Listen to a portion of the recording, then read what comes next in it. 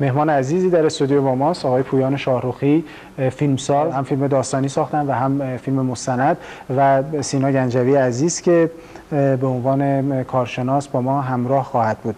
پویان شاهرخی متولد اسفند ماه سال 1355 هست که حدود 15 یا 16 فیلم مستند و داستانی ساخته. از فیلمهاش میشه به چگوارا، قاچاق، خداحافظ ارنستو، لیان، نور در تهران، تاب، تداوم، رقص عشق اشاره کرد.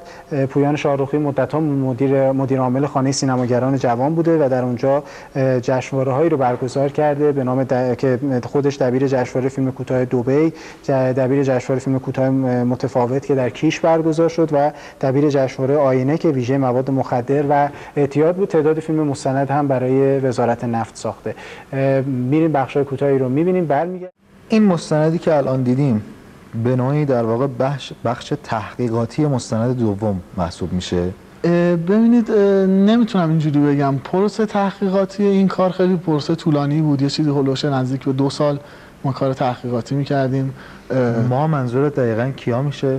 یعنی من و تعدادی از دوستانی که در واقع کار تیم پژوهش در واقع کار رو به عهده داشتیم. بچه‌ها از ایران بودن یا از طرف مؤسسه نه فرانسوی؟ بیشتر از ایران بودن. یه تعدادی هم در واقع نیروهای هماهنگ کننده از اون در واقع کمپانی فرانسوی بودن که این تحقیقات در واقع از ایران شروع شد و در واقع فرانسه، کوبا، آرژانتین، بولیوی، ایرلند، اسپانیا و بخشایی هم در ایتالیا در واقع از در واقع آرشیوهای مختلف دانشگاه‌های این کشورها و اسنادی که وجود داشت تو اون کشورها استفاده شد برای تحقیقات. بعد از این جهت نمیتونم اینو بگم که این فیلم در واقع تحقیق اولی است. این به نوعی در واقع یک معرفی اجمالی هست، یک پیش درآمدی بر اون فیلم اصلی. یه معرفی اجمالی که چگوارا که بود، چه کرد و در واقع چگونه کشته شد به یک زبان خیلی ساده و قابل فهم برای همه. تو کار بعدی که در واقع اون فیلم بلندی که 85 دقیقه بود و ما کار کردیم، تو اون در واقع خیلی جزئی تر و در واقع پرداخت به ایده ها و نظریه های در واقع چگوارا و در بحث در واقع سیاست و اقتصاد و جزئیات کشته شدنش و بازگشت جنازش به کوبا و اینها پرداخته شد. خب یکم از این تجربت برامون تعریف میکنی به عنوان کارگردان مستندی که با یه در واقع شرکت غیر ایرانی کار کرده؟ ببینید مهمترین چیزی که میتونم بگم اینه که در واقع اصلا سیستم تولید تو خارج از مرزهای ایران، حالا هم از مستند و داستانی فرق نمیکنه، کاملا متفاوته. یعنی 180 درجه تفاوت داره با سیستمی که ما باش آشناییم به عنوان فیلمساز تو ایران. از اون جهت تفاوت‌ها خیلی در واقع زیاد و گسترده است.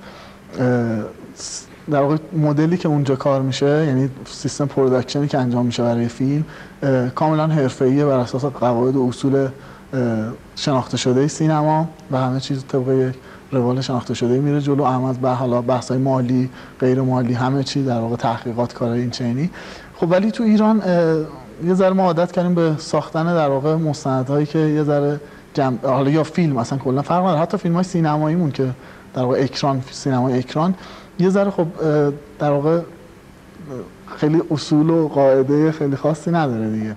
البته عوامل تو مستند اولی عوامل همه ایرانی بودن، تو مستند دوم که الان دیدیم یه بخشایشو فرانسوی بودن. دلیلش رو میتونم بپرسم؟ برای اینکه مستند اول تو ایران ساخته شد دیگه.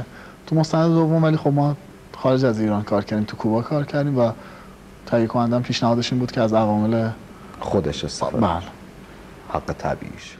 علیرغم اینکه اعتقاد دارم که مستند هر چقدر هم در واقع ادعا کنیم که مستند واقعیه و حقیقیه و در واقع بی‌طرفانه است، در نهایت از فیلتر ذهن اون سازنده میگذره و خیلی من به این اعتقاد ندارم که بتونیم بگیم یک مستند بی‌طرفانه مطلق ساخته شده.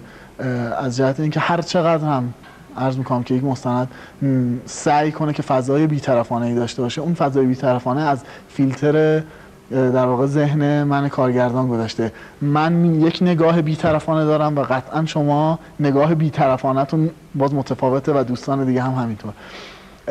علیرغم این ولی باز احساس کردم که در واقع توی مدیوم مستند میتونم به اون چیزایی که مد نظرم بیشتر نزدیک بشم و خیلی فیلم به سمت و سوی در واقع نگاه شخصی و دراماتیزه شدن فضا نمیره. واسه همین زیاد به این قضیه ترغیب نشدم که کارو من ممنونم از صداقتت. خواهش. اگر اجازه بدی بریم یه بخشای دیگه از این فیلم خداحافظ ارنستو رو ببینیم و برگردیم ادامه صحبت رو بگیم. فیلم های داستانی که من کار کردم به هیچ عنوان همچین چیزی نیستش. یعنی میتونم بگم که تمام فیلم های داستانی که من کار کردم، یعنی با قاطعیت میتونم بگم تمام فیلم های داستانی همشون در واقع حول و حوش حتی یک ذهنیت میچرخه، ولی با نگاه های مختلف و فضاهای مختلف. ولی توی مستند نه، دقیقا همینطوره. تلاش کردم و تعمدن این بود که فضاهای مختلفی رو تجربه کنم.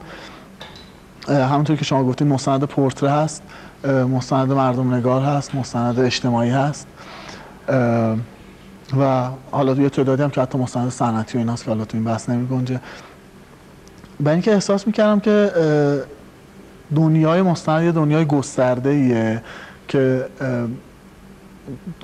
سوژه های مختلفی تو این دنیای گسترده وجود داره و من هم دغدغه‌های ذهنی متفاوت و پراکنده‌ای دارم. هر چیزی رو که احساس می‌کردم که میتونه دغدغه ذهنیم باشه و میتونه در واقع نمایانگر یک هدف و پیام مشخصی باشه برای مخاطب و جذابیت‌های ویژه‌ای داشته باشه، خب به هر حال اینو به عنوان سوژه انتخاب می‌کردم. حالا میتونست این مثل این مستندایی که دیدیم راجع به چگوارا، یک مستند پورتره باشه راجع به یک شخصیت. من امیدوارم روزی در واقع سینماهای زیادی رو در شهر تهران داشته باشیم که فقط فیلم مستند پخش کنن تو سانس‌های مختلف. البته متأسفانه ما تو سینمای داستانیمون مشکل اکران داریم هنوز. یه نکته کوچولو بگم، پویان شاهرخی به عنوان مدیر عامل خانه سینماگران جوان چند جشنواره رو مدیریت کرد و برگزار کرد که خیلی فضاهای خوبی بود که دوستان فیلمساز و منتقد دور هم جمع بشن، فیلم‌ها رو ببینن و درباره‌اش صحبت کنن با توجه به سن کمش، ولی این تجربه خوب رو هم در کارنامه‌اش داره.